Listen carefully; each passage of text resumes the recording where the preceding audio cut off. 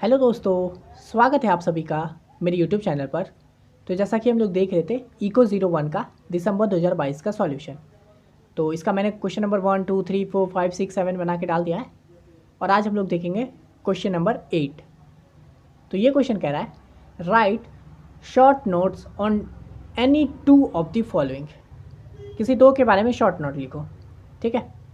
तो ये है promoter versus entrepreneur, public limited company, joint Hindu family film, partnership form of organisation. इसमें लिखने तो दो को बोला है लेकिन मैं आपको चारों बता देता हूँ।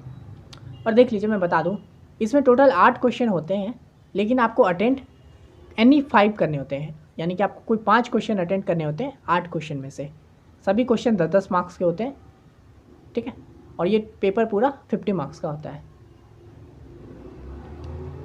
तो ये देख लेते हैं हम लोग इसका प्रमोटर वर्सेस इंटरप्रेन्योर। तो ये क्या होता है promoter? A promoter is an individual और group of individual responsible for convincing the business idea, raising capital and setting up the company. Promoter मतलब नाम से ही लग रहा है जो प्रमोट करता है चीज़ों को। जैसे कि कोई इंसान ही हो सकता है जो अपने प्रोडक्ट को क्या बोलता है, प्रमोट करता है सबके सामने कि देखिए ये कितना अच्छा प्रोडक्ट है, इसको लीजिए। या फिर वो कंपनी का प्रोडक्ट कभी देखे होंगे आप लोग, साबुन बेचने आ जाता है ना। तो वो क्या करता है, एक तरह से प्रमोट ही करता है ना कि भाई ये सामान देखो कितना अच्छा है, खरीदो। ये एक इंसान भी हो सकता है या फिर अलग अलग इंसान भी हो सकते हैं, कई तरह के इंसान हो सकते हैं, है ना। तो उसको कहते हैं promoter. They play a crucial role in the initial stage of a business by identifying opportunities and assembling the resource required, है ना। और ये एक क्रूशल रोल प्ले करते हैं जब बिज़नेस का स्टार्ट होता है, स्टार्टिंग स्टेज में इन्हीं का रोल सबसे मेन होता है, क्योंकि यही सबसे पहले कंपनी को सबके सामने लेके जाते हैं कि भाई देखो ये कंपनी है, संभाल लो, ये देख लीजिए प्रोडक्ट, देखिए अच्छा प्रोडक्ट है ना। तो वो हो गया प्रमोटर। अब देखिए इंटरप्रेन्योर, ये क्या होता है? An entrepreneur is someone who takes the business idea developed by the promoter and transform it into a functioning and profitable venture। देखिए इंटरप्रेन्योर मतलब क्या, जो भी ये जो प्रमोटर हैं, ये जो बिज़नेस आइडिया लेके आते हैं, ये क्या करते हैं, उसको ट्रांसफॉर्म करते हैं एक अच्छे बिज़नेस के तौर पे, एक प्रॉफिटेबल बिज़नेस बनाते हैं उनके आइडिया को, है ना। यही काम होता है इंटरप्रेन्योर का। जैसे कि अभी जो शार्क टैंक आप लोग देखते होंगे, उसमें जितने भी शार्क होते हैं वो इंटरप्रेन्योर ही ना, है ही ना। क्योंकि वो क्या करते हैं, लोग आते हैं, उनको अपना बिजनेस आइडिया बताते हैं और वो लोग उसमें पैसे इन्वेस्ट करते हैं और वो उस बिज़नेस को एक अच्छे लेवल पे लेके जाते हैं, उससे प्रॉफिट करते हैं। तो उन्हें कहते हैं इंटरप्रेन्योर, ठीक है। Entrepreneur are often involve in the day to day operations, management and decision making of the business. Entrepreneur का काम क्या होता है, वही डे टू डे ऑपरेशन, यानी कि उस बिज़नेस के लिए कुछ डेली उस पर काम करना, बिज़नेस के लिए कैसे उसको ग्रो करे, है ना, कैसे उससे ज़्यादा अर्न करे, वो सब करना, उस बिज़नेस को मैनेज करना और उस बिज़नेस से रिलेटेड डिसीज़न वगैरह लेना।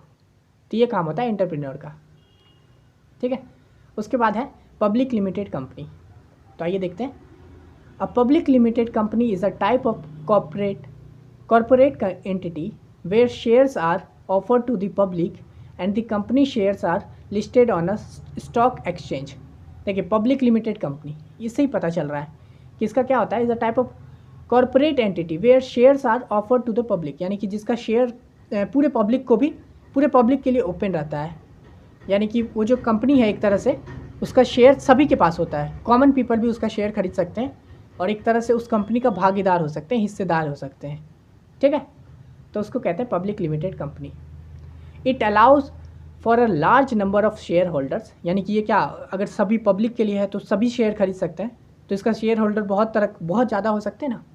तो वही है, it allow for a large number of share holder, limited liability and the ability to raise capital from the public. अब देखिए शेयर लेने का मतलब क्या है, इन्वेस्ट करना उसमें पैसे, है ना।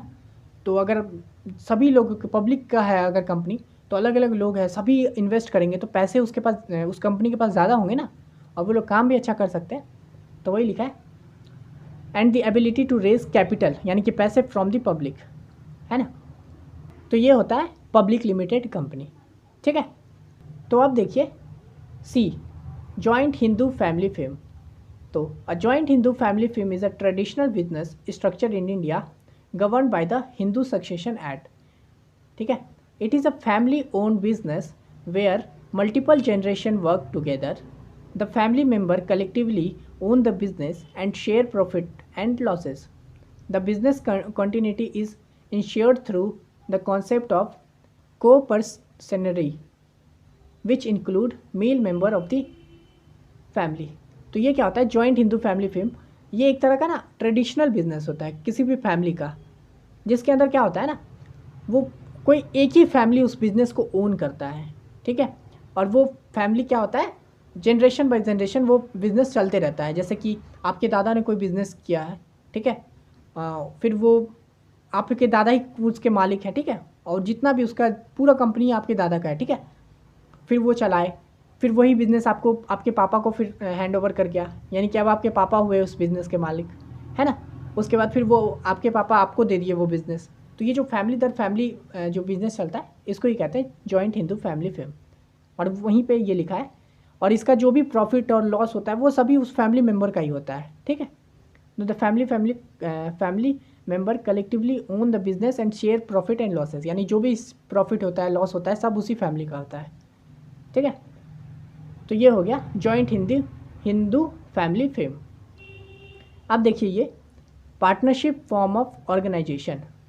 तो ये क्या होता है, a partnership is a business structure where two or more individuals or entities come together to manage and operate a business jointly, यानी कि पार्टनरशिप फॉर्म ऑफ ऑर्गेनाइजेशन, यानी कि कोई भी ऑर्गेनाइजेशन जिसमें पार्टनरशिप से वो चलता है ना, उसको ही कहते हैं पार्टनरशिप। मतलब क्या, एक ही कंपनी के अलग अलग पार्टनर होना, ये तो आपको पता ही होगा। तो वही लिखा है, partnership is a business structure where two or more individuals, है ना, यानी कि दो या दो से ज़्यादा लोग मिलके जो एक साथ आके और कोई किसी बिजनेस को चलाते हैं, तो उसको कहते हैं partnership form of organisation.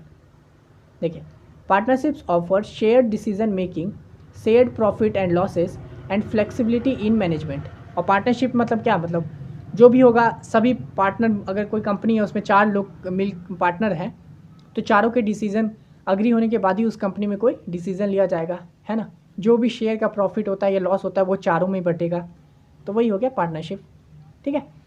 However partners have unlimited liability, meaning their personal assets may be used to cover business debt। और देखिए पार्टनरशिप में क्या होता है, अगर मान लीजिए कंपनी आपका लॉस में चल रहा है, तो जो पार्टनर है वो अपना पर्सनल जो पैसा होता है वो भी उस कंपनी में लगाते हैं ताकि वो उस कंपनी को ग्रो कर सके, ठीक है। Partnership can be general where all partners are equally responsible, और limited where some partner have limited liability.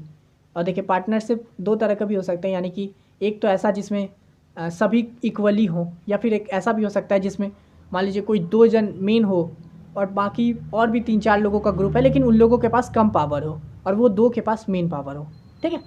तो वो होता है अलग अलग पार्टनरशिप। तो ये हो गया पार्टनरशिप फॉर्म ऑफ ऑर्गेनाइजेशन। आप इसको अपने हिसाब से भी लिख सकते हो, और मैंने यहाँ पे जितना बताया इसको आप इस तरह से भी लिख सकते हो, ठीक है। तो ये था क्वेश्चन नंबर 8। आशा करते हैं मतलब वीडियो आपको अच्छे से समझ में आ गया होगा, ये पूरा प्लेलिस्ट आपको अच्छे से समझ में आ गया होगा। मिलते हैं नेक्स्ट वीडियो में, तब तक के लिए धन्यवाद।